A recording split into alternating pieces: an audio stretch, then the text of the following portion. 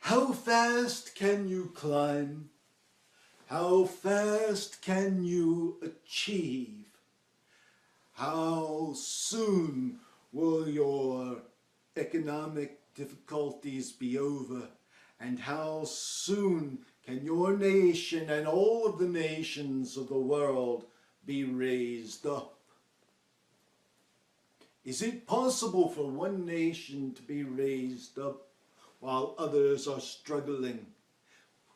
Must not one nation also pull up the other nations? And when each nation pulls up those that are below it, is it not to the benefit of all? When you say you wish wealth to be beneficial for all throughout the world, you do not mean that you wish to have those who have wealth pulled down into poverty. Rather, you mean that you wish those who are living in poverty and ignorance be lifted up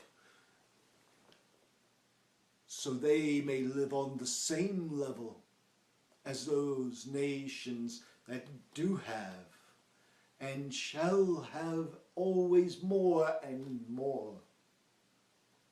Yet we tell you there is a great stagnation in the economies throughout the world. And as much as it is that each nation fights to improve that economy of their own and the world, there is continuing struggle. Why is this struggle continuing?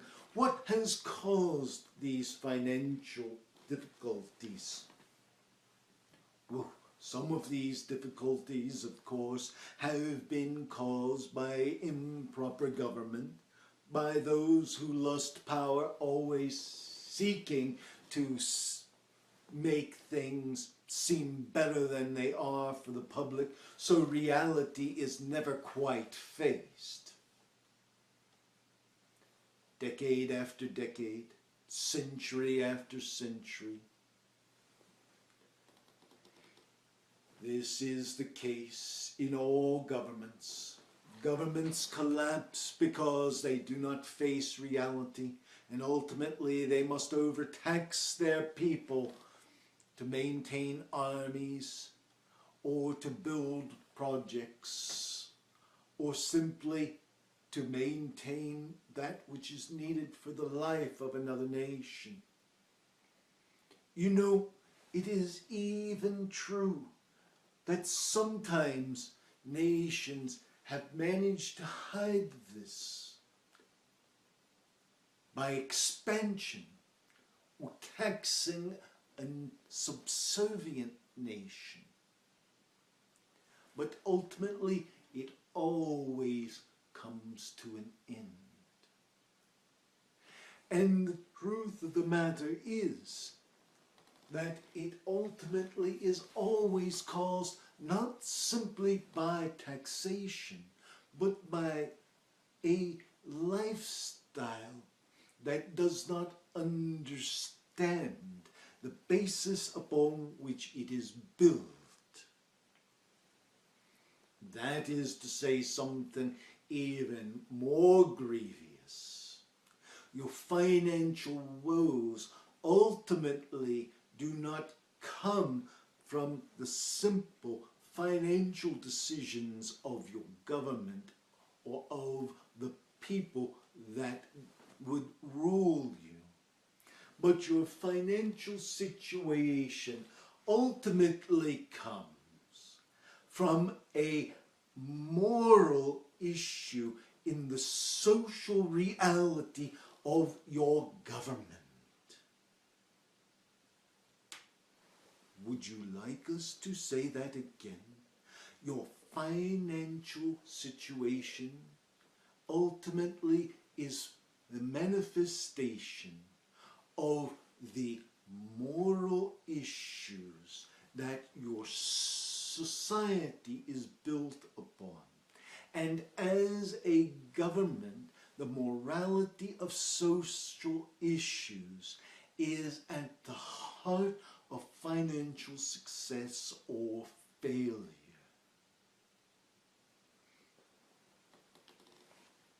This is the truth now. It is the truth in the past, and it will always be the truth. It is important that your faith be manifest through society.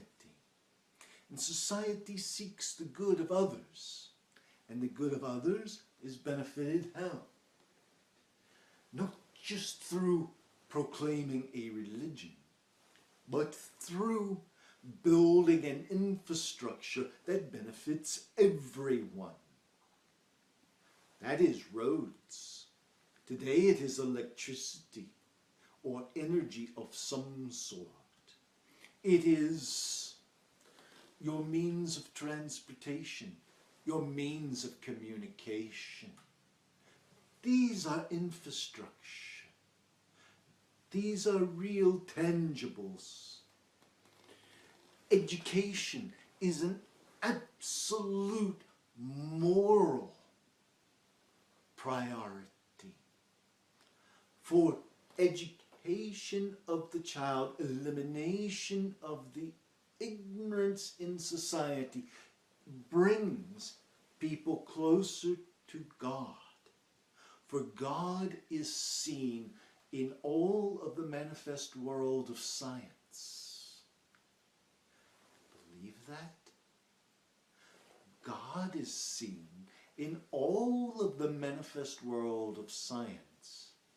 Thus, language, which is the foundation of communicating education, mathematics, which is the foundation of science and is a form of language, and science, music, and art. These are a part of what must exist for a society to thrive. Governments also must protect their citizens. This is why you have militaries established within governments. If the world was a utopia, militaries would not be necessary, for governments would not aggress because there would be no governments following the path of evil. But because some governments follow expansionist paths of evil, military is then a necessary part of each government until such time as the evil expansionist ways are no more. So government has an important social role to play. And that social role also includes health. Some people will say the government has no place in health care. And we would ask you then, if you say religion has no place in government, healthcare has no place in government, then what is government left to do? Regulate speed limits and possibly your military? Yet the government oversees infrastructure and communication, sometimes education, however poorly. These are primary aspects of your government. Yet you would hear people complain, oh, your leaders want to give away healing. They want to feed the hungry. They want to lift people up out of poverty. They want to educate the ignorant. Oh, you give the government a lot of credit. We believe the last time that we looked, the last real person, human and divine, that did such was Jesus Christ. Oh yes, he taught those who wanted desperately to learn. He lifted up and healed the deaf, the lame, the sick, the halt. Oh yes, by the very touch he healed them. And when there was no food, he fed them. You're not thinking of a government unless you want your government to emulate the divine. And that's something that most of you really fear. You wouldn't want to live in a government that is actually doing good, emulating the divine. No, because that might trample on your rights to live in adversity to the divine, in adversity to the good, in adversity to the ways that God has made plain and clear before you as the path of righteousness and truth. The next time you wish to blame your government, look inside yourself. Look inside yourself. For the government you have is a reflection of you as a collective nation. We leave you with blessings and